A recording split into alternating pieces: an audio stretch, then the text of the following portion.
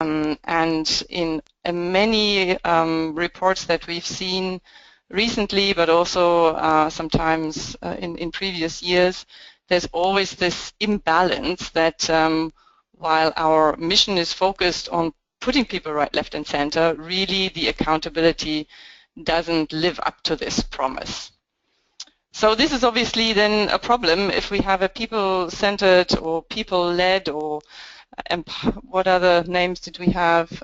Stakeholder-led strategy, but then we are not good at listening and really engaging people, then we need to address this.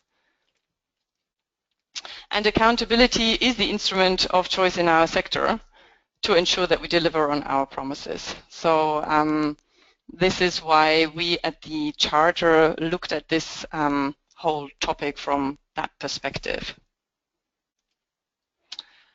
We brought together a group of people from not only Charter members, but also digital campaigns organizations, because we felt that in a way they were already set up with the digital ingrained in their whole way of thinking and operating. And indeed, most of them ask on a weekly basis, what is it that their members want to campaign on, and have a very interactive relationship with their members.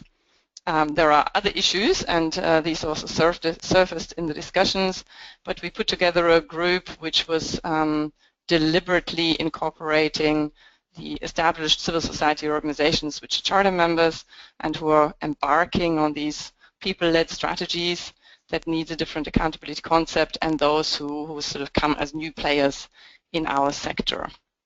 If there are any questions right now, do jump in. I don't need to finish the entire presentation and then get back to something. So if there are questions you want to raise immediately, really do feel free. The first thing we did with this group plus another 12 experts who came from very different yet more organizations, but also from academia. So, for instance, a professor who is heading the Harvard Institute for the Internet and Society, and numerous other people who came in with very valuable knowledge and who were the so-called reference group that also looked into our work here. So the first thing we did was to look at, well, what is this people-powered strategy? What's actually the promise that this is making? And do organizations really deliver on this? So while we always love to think that we are great in having a totally people-oriented work focus, we all know that in reality there are these pressures from the board, from the donor, from the staff, from also just wanted to get my campaign or my program done, even if it's not necessarily at the utmost best of the overall picture of achieving the ambition that we want to achieve. So we try to capture this in a tool that would allow an organization to ask the people around it, could be staff, could be partners, could be donors, could be beneficiaries, to ask them, how do you perceive us with regard to really connecting to you, with regard to allowing you to co-create what it is that we collectively want to achieve, with regard to really leveraging impact as we do it collectively. And one of the things we also addressed in this little tool was the question of how to manage risk if I let go of control to a greater degree, because obviously as we invite others to act with us, we are no longer in full control. So it has a terrible name, Quick Check Tool, so we need to find a better name for that, that's for sure. But what it does is that it gives you a set of very succinct questions under these 4 headings, and you can use it in different contexts to just get a quick validated feedback from the external world on how well you are doing.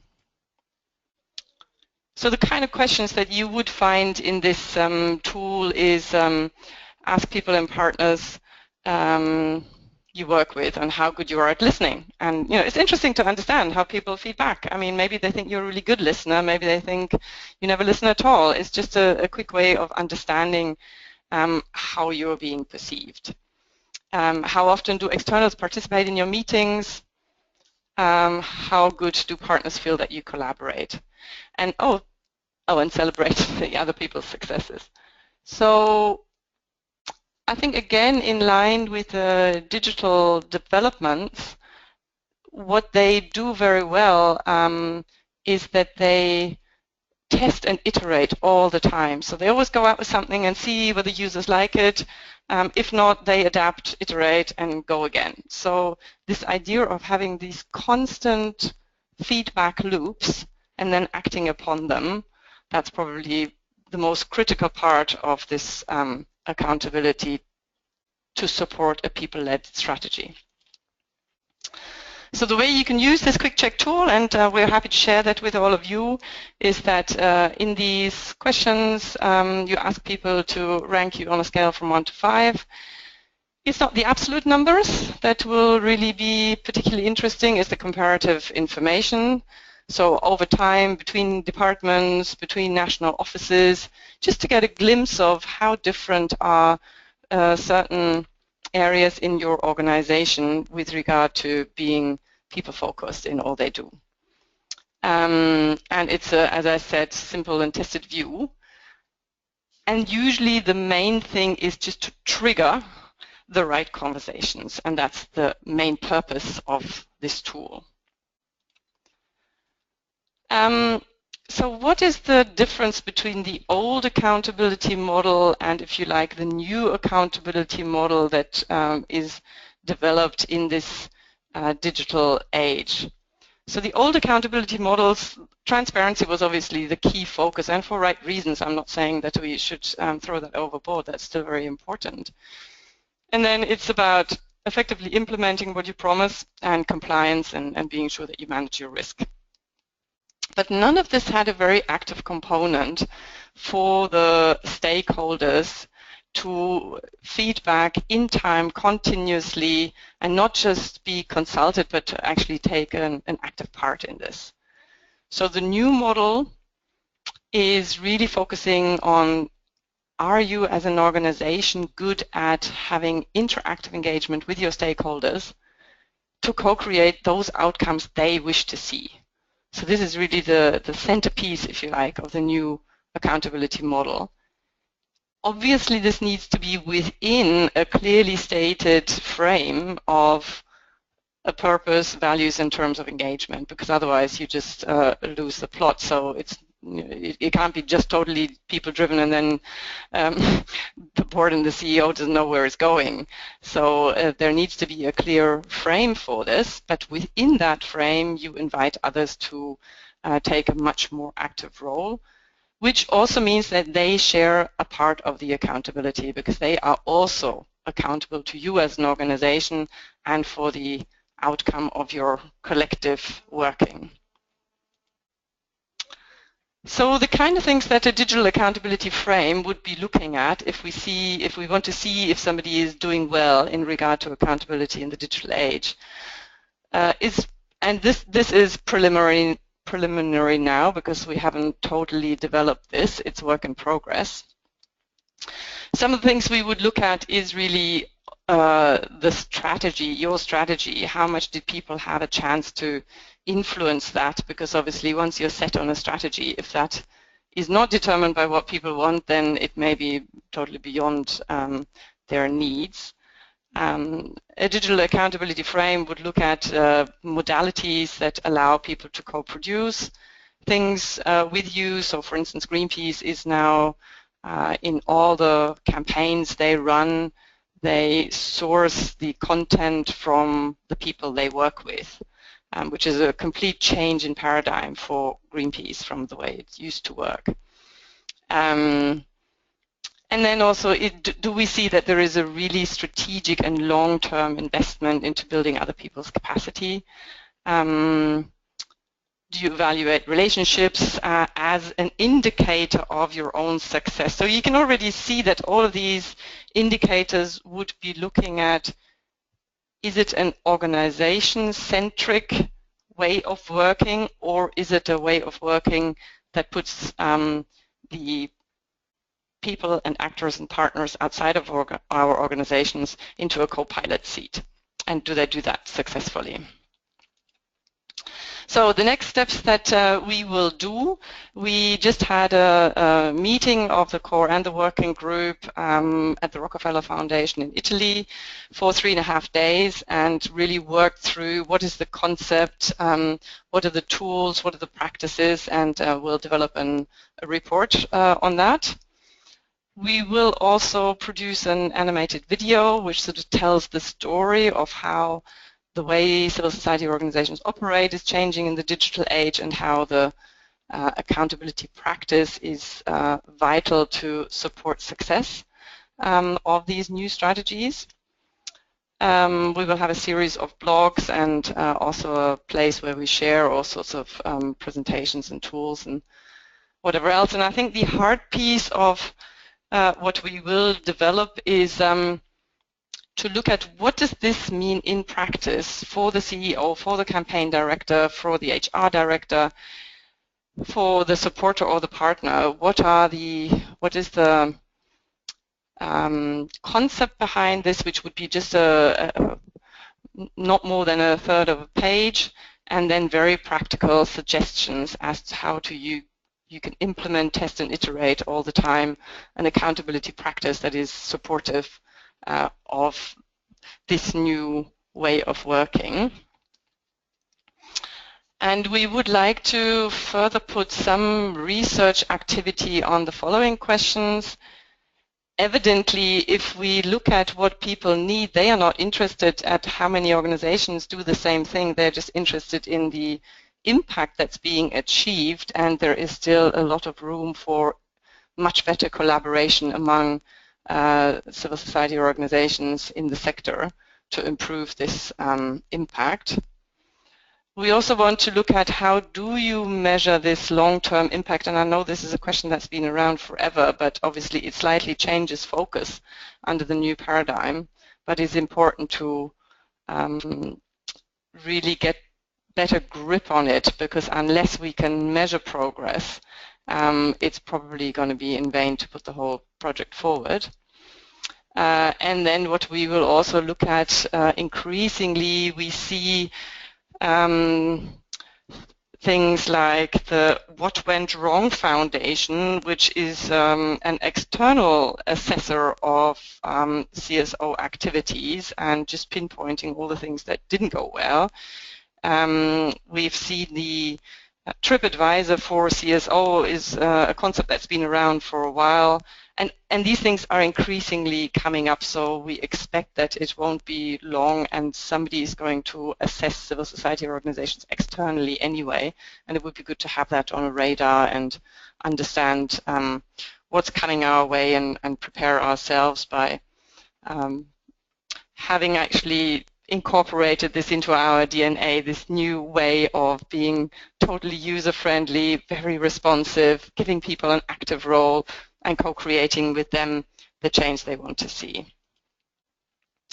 That's it from me, and I invite you to post questions, comments, further thoughts.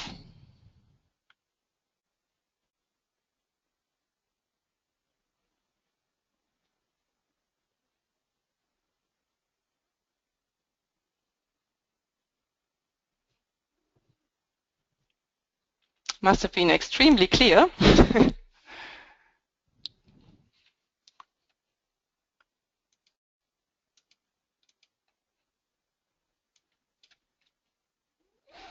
I mean, from your perspectives, does that ring a bell? Is that the kind of topics that you're looking at when you look at how the environment for civil society organizations in the digital age is changing? What are the kind of things that you're discussing in that regard in your organizations, and how would this relate to those discussions? Because I assume the digital aspect is in many discussions, often enough just with regard to increasing effectiveness technologically, but I assume there is also a broader question of how does this change the whole way we interact with people and partners, and how can the Charter and this project support you in these discussions? That would be really interesting for us to know. Can you all see the presentation? Yes, it's good. Great. So as Karenina said, thank you, Karenina, for the introduction. My name is Maro Pandasidou. I'm the lead advisor for organizational learning and accountability, quite a long title, here at the International Secretariat of Amnesty International. And I work within a team called the Strategy and Evaluation Unit, that we're a small global team in charge of facilitating strategy development, impact evaluation, and organizational learning for the whole of the movement. Before I say anything else, I want to apologize because I have a quite bad cold, and I can most probably what I want to share with you might occasionally be interrupted by some elegant coughing. So please bear with me, and thank you for that. So just to start with this, and following up from what Karenina said, what I'll try to do a bit is move this tiny bit from the conceptual level of what are the kind of questions we need to set to ourselves, and translate it to some of the practical applications and some of the things we're trying to do right now within Amnesty. As you will see at this first slide, it says being an accountable human rights movement in the digital age. And I want to stress that human rights movement part of the sentence. And why is that? Because as Karenina said just a week ago, we had a meeting of all the people involved with this project so far. And one of the key things I feel we have all learned, because lots of different organizations were there, is that although the questions might be the same, and some of the principles might be the same when we're thinking about revamping our understanding of accountability, the answers will be unique to each organization. And especially because this moment of the digital age is really challenging us to rethink our operating model, like how we exist, how we create change. And many of you will have, I've put that slide here, similar with Karenina's first slide, because it's a bit like, if you've been to a conference or about the social sector or about technology, anytime the last year or two, someone will have shown you a slide like this, right? That says, look at all these different operating models, look at all these different ways of organizing work, innovation, and you'll see like Facebook is the most popular media owner and creates no content. What does this mean for our NGOs? So I think that most of you might have been in conversations around this word of disruption. What does this mean for NGOs? But what I learned in our meeting the previous week is that the answer is going to be very different if you are a campaigning organization that started from a campaigning for individuals, like Amnesty, campaigning for prisoners of conscience, or if you're a campaigning organization that started from direct action, like Greenpeace, like blocking with its SIBs. And the answer will be very different if you're a rights-based development NGO doing development in communities with a child sponsorship model, like a NITE or ActionAid colleagues here, or if you're a rights-based development NGO that didn't start from a child sponsorship model. And I'm saying this because, and you will see some of the examples I'll present later on about what we're doing. I think the answer to how are we transitioning to the digital age or accountability needs to be very strongly linked to what is at the DNA of our organizations, and probably only then will work. So these are some of the Amnesty questions I think I could share, and I would really want to hear if they resonate with you. The one is, can we be more of a platform for human rights? So if we look at the Facebook model, the Wikipedia model, all these ideas, what is the digital age really doing is that it's making us think more like a network. So can we think more like a network? Can we be more of a platform for others to take action rather than us leading the actions? Another question, and although these questions are interconnected, is can we use digital connectivity strategically to sharpen our impact? That might mean that we do the same thing we were doing before. We just make it better and more effective using digital. And again, just to give you an example, most of you will have heard about Amnesty's letter writing marathons, when once a year millions of letters are written to help get people released. Our office in the Czech Republic have developed an application which is called Marathon Builder, and it's an app you can download on your phone, and it helps people organize the marathon in their area. It helps people compete with each other about how many letters they've collected, and it has multiplied by 7 times the amount of letters that get written in the Czech Republic. So again, this is not really changing the operating model, it's just using, we still do the same thing, we just use digital to bring more people in and to help those people talk to each other, no? So making it more of a platform. And I guess the last question is, can we create different relationships with our stakeholders? And again, our stakeholders will be different for Amnesty, for others, but many of the conversations we've been having in this group is what is a transactional relationship and what is a transformative relationship, and when do we do what? So the next thing I want to tell you a bit about what we're doing is that I think that the colleague from SOS said we're doing some things in a new way, but it's not necessarily so, we don't do it so consciously always. So one of the things I want to say is not that we have an answer to these questions and all the organizations behind the same answer and we're implementing it. Obviously, there are different models and modes of organizational change and the way we're accountable, and there are these mutually reinforcing levels of change. So while we're trying to find answers to the 3 questions I shared with you earlier, some answers are coming top-down, so there are new things in our strategy. There are specific strategic objectives and strategic imperatives that make us try to be more of a platform, make us try to use technology, make us try to create new relationships. There's bottom-up innovation, so there are small parts in the organization, small pockets that are trying new things. And then somewhere in the middle, there are those cross-cutting systems, which is how we plan, how we evaluate, how we budget, and lots of those systems and guidelines, maybe it's the field that most of us in this call are operating from our respective teams. So in the next, let's say, 5 minutes, I'll just give you a couple of examples about what we're doing, just to make it more practical on all those 3 levels. Can you still hear me okay? Yes, fine. We can hear you very well. Great. So just to give an example at the big strategy level and to start from what Karenina mentioned earlier, Amnesty has just launched its new 4-year strategy. Part of this strategy was crowdsourced. So that means we ran an online survey and more than 25,000 people from 178 countries took part in that survey. Again, just to respond to something I think Fiona mentioned earlier, did we use that feedback in the choices we made? Yes, we did. And actually, there are things in the strategy today. There's a focus, for example, on conflict and crisis that was deprioritized and then was reprioritized because so much feedback we received was, look, Amnesty needs to keep working on conflict and crisis. Of course, we had to balance this again, as one of the other colleagues said, with our own human rights experts and expertise and what they thought we need to prioritize. If anyone is interested, I can give more background around this. One interesting thing from the strategy point is that we also asked people, what is wrong with we made some proposals, we think we should focus on this and that.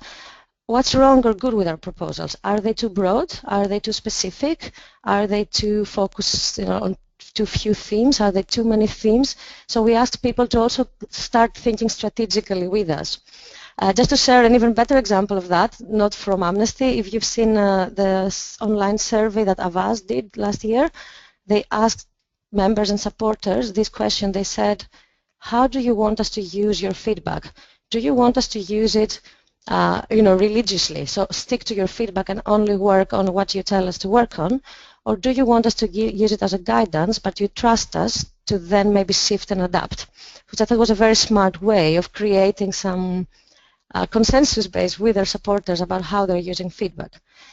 So we crowdsourced part of the strategy, and then this specific strategy has specific objectives that make us or push us to shift our accountability downwards. So the focus is on national level change. So Amnesty is very comfortable in high level advocacy in global human rights. So the focus of this strategy is creating change at the national level. This really pushes us to work more with national partners. There's a clear objective around supporting others to claim their rights and empowering human rights defenders, which also pushes us to create these new relationships. And there's a clear objective around responding to crises in faster ways. That means that we need to leverage technology to be faster. So these strategic objectives that our CEO needs to, our senior leadership team needs to make sure we advance is the top-down way where we're shifting how we're seeing accountability. And of course that happens in the context of much longer-term strategies. Amnesty is decentralizing, we're reforming our governance system, and one of my colleagues on the call could say more on that. Going quickly again to that second dimension of change, which are those cross-cutting systems. We're changing a lot the ways we plan and the ways we assess impact and learning. I can tell you much more about this maybe in the questions if you're, because that's core part of my team and my work. Again, just to give you a couple of examples, the way the planning templates work, what we ask people to plan for is very much centered around relationships. That's the key word here. So we ask all our colleagues to know exactly what kind of outcome they want to see from each stakeholder, what kind of relationship, what kind of brokering they're going to do. And you see there I say that's not only towards the bad guys. So we don't only ask them to say, through our interventions, we want to see the mayor of X town be more involved with Roma communities. We ask them also to say, through our interventions, we want to see 3 new NGOs created, or we want to see more networks of human rights. So they're making a very clear analysis of the relationships and influence they need to create. Similarly, our impact and learning system that is focused on then assessing if those relationships were achieved, if that influence was achieved, is now making it more and more compulsory that impact assessment needs to happen jointly with external stakeholders. Again, I can say more about this. And another thing we're doing around the impact and learning is that we are starting to implement rolling cycles of planning and impact assessment. What does this mean?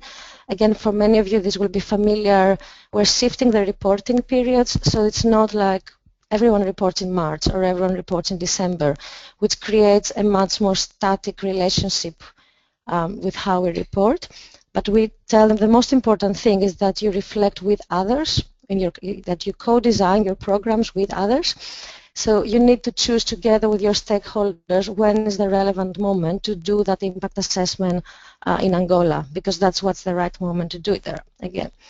And just to a last part there, which I'll show you an example. We're trying to insert these ideas of co-creating impact in core training for our frontline staff. So again, let's use another user, our campaigners, which are key users in Amnesty, where we have lots of campaigners. This is a training we're doing 10 days from now. It says, what's participation got to do with impact? And you'll see there it says participation project strategy, how we co-create impact. So we're trying, without creating lots of new tools and lots of new guidelines, to make sure that some of the ideas that Karenina talked about are part of the core training that core roles receive. And if I have a couple of minutes, just the last thing, maybe even the most interesting thing, this is the last circle, the last, like this, showing it can be done. No? So actually piloting things, creating innovation in different pockets. And again, using a couple of examples, you see the first part, it says democratizing how we create knowledge for human rights and involving much more our stakeholders in the fact-finding. This goes back to what I would encourage everyone to do, is to think of what is your DNA. So Greenpeace DNA is direct actions. They have a whole project that is democratizing direct action. Amnesty's DNA was we create research for human rights. We're really changing this now, and I'll just again, in a slide below, I'll show you an example. This is our Kenya project on counterterrorism and accountability, where we're using mobile technology to get people who have witnessed police forces abuses to be able to create all that data source of where the police abuses happen. They share it with us. We use it for research and campaign and strategic litigation. And then we take it back to civil society as a source of data where we strategize all together how we're going to use it. And this is an amazing slide they have created, not me. Again, we're doing, you see this mapping repression in Syria. So we're using technology to get more people involved that from where they're at in the world, to be able to document human rights violations, share it with us, but also share it with each other. So this is just to give you one of the examples of how we're bringing people in to be more part of how we're creating knowledge. Similarly with that, there are lots of other things we're doing around campaigning and human rights education. I can give more examples, but maybe I can leave that for the questions. That's another, it's our current refugee campaign, where it's again how we bring people on board. It's time to take the refugee crisis personally. It's not Amnesty trying to change the EU law. It's about what everyone can do, and we're trying to create more balance at all these different levels. And there's still lots to figure out. These are some of our questions. How much of this listening, how much of this feedback should we collect centrally, globally, and how much at the project and program level? How to empower our staff to spend more time externally and support externally initiated actions while staying focused, so they're not just in reactive mode. How to use technology to get more real-time feedback while guaranteeing security. So let's say, we have a big meeting with the Kenya police. We want to find out how it went so we can adapt our strategy. How do we do it without jeopardizing people's security?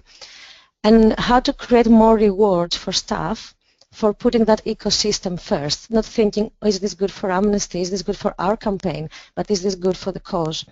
So these are some of the things we're trying to figure out now, and I'll leave it there. So maybe through your questions, I can share more on what you find more interesting. Thank you.